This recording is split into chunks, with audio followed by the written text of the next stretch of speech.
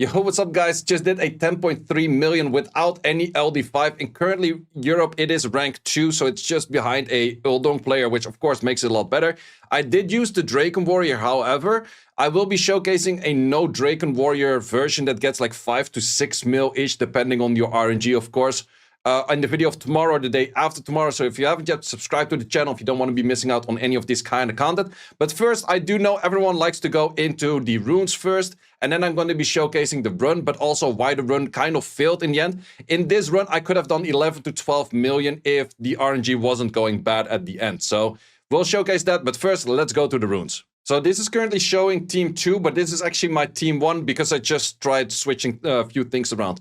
This is my team 1, and the main thing that you want to have is the turn order where you have your Hwahi move into an armor breaker, into a damage dealer, into an armor breaker, into a damage dealer. How fast they are really doesn't matter. One thing that you also want to keep in mind, accuracy on these two, you want to be 10 accuracy at least on these. So for the runes, I quickly go through them. You can pause the video at any given time that you do want. As mentioned, the accuracy as well. And then, of course, on artifacts, you want to go damage on dark, which is the main thing. And outside of that, you just want to go for some damage increases and that kind of good stuff.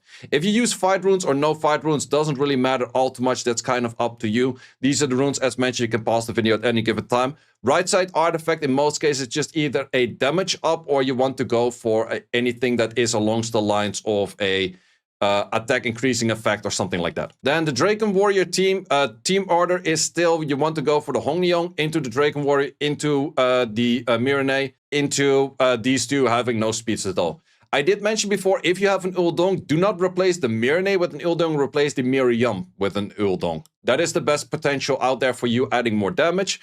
And let's just look at the runes. It's just triple fight, doesn't matter. Triple fight doesn't matter. One thing that I actually did not showcase, you can go for a recovery S3 artifact, and therefore you recover the Draken Warrior a little bit more, and therefore he starts off with his first skill doing a little bit more damage. It's definitely recommended. I have like a 29 on that itself. This is the Draken Warrior. I think I showcased the artifacts as well. I tried it with just pure on damage, however, 18 damage on dark, and then we have an 8 attack increasing effect. I had life drain in here before. But I noticed that I still needed the life drain, at least on this side. I also tried a full-on attack increasing effect style in here. But I noticed that I very often get into a bad rotation, which is not recommended. So definitely go for the life drain on at least one of the two sides. I would recommend to keep in the dark as much as possible as well. That's just a high recommendation to go in there. Another thing that I did not really particularly mention before is that you want to keep your HP as low as possible. Why is that?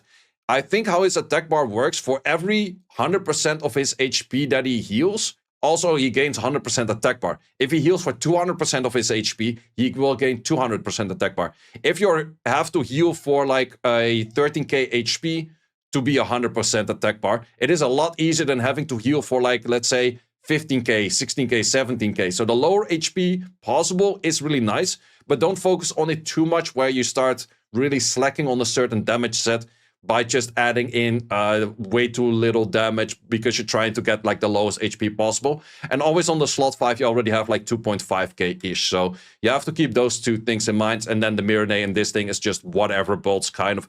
Jemaya can add a little bit of extra damage, but it really doesn't do too much. Then the team 3 that I used was also in the turn order of Kali into Shizuka, into Katarina, into this thing, into that thing. So I placed the, replaced this one off there. When I actually went in, this one should not move in this. You can actually go for, there's two options to it actually. If you have this thing moving in front of you, you have less skill 3s, but you have an extent on her, so therefore the Katarina has more chance to survive. This rotation where you go 1, 2, 3, 4 is a lot safer, whereas if you go 1, 2, 3, 4, then it is a lot more risky because you will run out of your skills if you don't get a grade on your first rotation. So that is something that you have to keep in mind, but that is up to you for choices where you want to place that. You have to have one will set on any of these units in here. I recommend to put that on the Kali, because on the Kali you can add a little bit more damage by just adding the will sets. And then outside of that, you just go for the right tuning and the right turn order and all of that kind of good stuff. You still want to go damage on dark on the Kali. But on the other ones, whatever runes and artifacts they have, they don't matter. Katarina, my Katarina is actually on a pretty solid build, having 19 in here, 7 on there. And then this also with like the 2200, close to 2300, and then 276 on this on the crit damage. It's not the craziest of Kalis out there, but it is a decent Kali, and then you go for whatever is on these units. So those are all of the runes. Definitely, you can always pause the video at any given moment, but let's go into the run that actually worked the best. So then showcasing the run. So this was also done on stream. You prefer to have like an insta-clear in this, but my Hwahi, just for the sake of it, did not go for any death breaks early on, which was kind of annoying. But you can clear the first wave on a death break, even if you go for a triple fight on the unit itself. It is still fairly possible to go for clear. So I'm just going to 2x speed it, because especially first wave, the main thing that you want to be having every time is that you have a death breaker from either your Shaina or your Sabrina, or well, the team up from the two. So your Shaina is actually the death breaker in the first place, into a Gojo that goes for the kill, or into a Jean that goes for the kill. So if we're talking about replacements for particular units, if you want to place a Lucifer I would highly recommend in this team on the Jean spot. If you want to replace any of those units, maybe you don't have the Gojo, I would go for a either a Fami, which is the 25 crit rate lead archer, as a replacement to the Gojo, or Lucas. Hwahi, some people have been asking, is like, should I go for a Seek in the Hwahi slot? It is okay. Seek is kind of fine, because Seek has a perfect uptime of the attack buff as well, same as Hwahi. But people going for Grasveld, I would not recommend Grasveld, because Grasveld doesn't have a perfect uptime of your attack buff.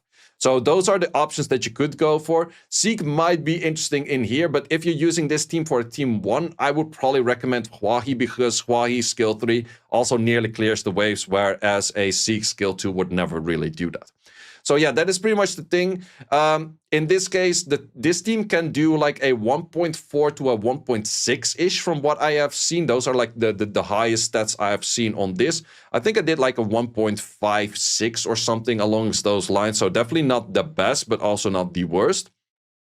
And it's definitely depending on, do you get like the right death breaks? At some point, I think towards the end, I had like 2 near non-kills. And that just really slows down like how much you actually do on it. Or I missed like a death break on like the very last rotation or something. I don't remember. Did I miss the death break on this? No, I did land the death break on this. No, this one was actually fine. I think it was the run afterward. So it's just 1.5. So it's nothing that crazy. So we did have this one in here right now. The Draken Warrior team in this case actually did work very well. If we're talking replacements over here, if you do want to replace the Mirene is replaced by a Lucia. It doesn't add you any more damage, but it adds you more recovery for the Draken Warrior, because Lucia adds in more recovery throughout in general. And that just helps you out a lot. Also, a thing that I did not actually mention, the boss has 50 resistance. And if you go for accuracy on the Draken Warrior, it helps out for landing those death breaks. Every time that you land a death break, it's just so much more simple to clear those waves. If you do an S2, you will do more damage. But sometimes you also want to save your S2 to have the S2 available for if the other unit starts taking a turns, and the Draken Warrior cannot take 4 turns in a row because like a Miride or Miriam or whatever starts taking a turn in between. So that's in the most cases where you want to be saving your S2 rather than using your S2. But to do the most amount of damage output, you want to be using your S2. So keep in mind, this is a 30 accuracy on the Draken Warrior, and that helps out a good bit as well. So in this case, we do miss a few on the defense breaks, and you right away see like the moment you hit defense break when you first hit, it's just so much more damage. This thing can do so much damage on a defense break, but without it, it's just a whole bunch less. Like we had a double miss over there, and then you have to go for the S3 just to get enough like tuning in. So that's where I was like, okay, is this run going to be really bad? But you will notice the further you get into this stage, the more you get. Like I'm at level 36 right now. We have 8 turns left, and look at how much we improve over here on just those few less turns that we're going to see from here. Because this is where it shoots up like an insane bunch. We still have 4 turns left. If we death break on this, we death break super early. We kill it right away. 2 turns left. And we went for an S1 into an S2, and we right away killed that as well. So that's where we added in a lot of damage for just simply that. So that is the main thing that you want to be having all the time, to just add in as much damage from your Draken Warrior team, because that's where main damage comes from. Then we have the skill 3. There's one issue over here, and I will explain that in a bit as well. Wait, that was kind of weird. Is that a bug? I want to see something. Okay, so we cleared this over here. We went for an S2. That S2 for sure killed, like for sure killed. but he did not actually register the kill. And the boss in the next wave starts off with one HP, and because the first hit of the Draken Warrior brought it all the way to this already. So that is a bug, actually. I'm pretty sure, because this thing should have started at like 0 and then no death break, which would have made it a little bit stronger, because then this whole rotation would have done a full-on hit on the new wave, which actually, yeah, I think this was bugged. I'm not sure. Yeah, definitely would look bugged to me, but then again, still had to send the S3. In this case, if you do get a grade, your grade is only 30% chance. If you get a grade, you will make this a 3-turn rather than a 1-turn. If you just make it a 2-turn, you will get issues. So therefore, if this thing moves in front, you can always extend the buff before actually giving it. But now you will have some issues that if you don't get the grade, you will go into a wonky scenario. So this is actually one where I did not get any grades at all. Shizuka, you want to be placing the Shizuka on her, this thing. Also, there's a big difference if you get a 4-hit on your Katarina or a 3-hit on the Katarina. So we did get a grade over there, but that's the one that's not really that interesting. So in this case, it's like, okay, do we want to extend speed buff? We extended speed buff. We don't have any of the skills up on this thing because, once again, did not get the grade. And then you will run out of your invisibility, which is definitely annoying. So for that reason, you also want to be not using your S3 over here, because with using your S3 over here, Katarina already has the skills, and this thing already has the skills. The Shizuka already has the skills. So you might eat an attack break over there, or Katarina didn't have the skills, but the Shizuka had the skills, so now we can extend it, and now we can actually go for like the rotations again. With that S2 or that S3 that we had earlier, once again, not a grade, would have been nice if it was a grade. It is best to also not use the Homunculus S3, because that's just an issue. So I did this whole rotation without any grade on the S3. So we gave back the cooldown to that thing. We don't fully have the cooldown just yet. We go for this skill, okay. But once again, we will have the issue where I think the Shizuka is not going to have any skills available at this position. She does have the S2 available. So I was like, okay, if I take a turn right now, the Katarina will 100% die. So in this case, I went for the Shizuka S2 on the Katarina to give Katarina back her skills, because she still had that. The invisibility, and she also had the chance to still go for the S3 in a later rotation. So definitely a lot of min-maxing the moment you miss your grade, so we did that. Now the thing is, once again, we get an awkward extend, so I did not get a single grade in this. If you do get grades, it's a lot better, but I really kind of dislike this team because it's really bound on like how many grades do you get. So in this case, we do have that S3 available again, so then the rotation is a little bit saved, is a little bit fine.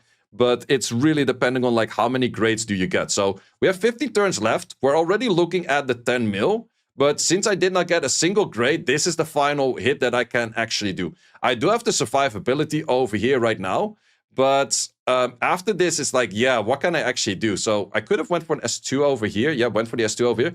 But this is kind of the awkward position where, yeah, nothing really does all too much. Like none of these hits really does help you out. So this was kind of the position, like, I'm not too sure what to do. Also, if the Kali would have died over there, it would have been better, because right now, my cooldown, I would have had the cooldowns available on the Shizuka. But since the Kali is still alive, the Kali will take a turn, and then this Kali turn is useless. If there was a Shizuka turn, I would have had more value out of it, and that is pretty much the end of my run. So if I had more grades, I could have definitely done 11 million, because I didn't have to ping pong as much with the Shizuka skill too, and that kind of nonsense. But yeah, in the end, we still did a 10.3 mil, close to 10.4, without any LD5s. So that is definitely the way to go for all of this. If you want to see a Draken Warrior version, that's going to be the video of tomorrow or the day after. And I think I have a team where I use the Draken Warrior team in Team 3. That might actually do better than this, and that will also be showcased in that video. Because I did a 9 mil run on that, where the Draken Warrior team failed pretty horribly. So let's see how that works out in the video of tomorrow. But I'm also going to be saving probably all of my entries until the Friday. And then the Friday, I will do like 5-6 entries, trying to get the highest score. Currently, we're Europe rank 2. I do expect more people, especially after this video, to overstack me again, because I was rank 1 when I posted my previous video. I was rank 100 when I started on this video, pretty much. So those are the kind of things I do expect people to probably hit like 11, 12 mil before. If I still can get top 10, I'm happy. That is the main thing that I'm aiming for, because if I had an Uldong, this team would have done like 11 or 12 already, even with like this rotation right now. So that is definitely an Uldong issue right there. But then again, even without that, I still try to compete for the top 10. But we'll see how far we get. Guys, thanks a lot for watching for this one. If you haven't yet, subscribe to the channel because I definitely do like the love that we had on the previous video. Let's see if we can get as many subscribers added to the channel. On this video, still trying to hit that 100k. Guys, thanks a lot for watching. See you as always in the next one. Thanks for watching. If you would like to see more guides, join the Discord and check out the content tab for the guide video archive, which contains all of the guides that you might need. Hope to see you there.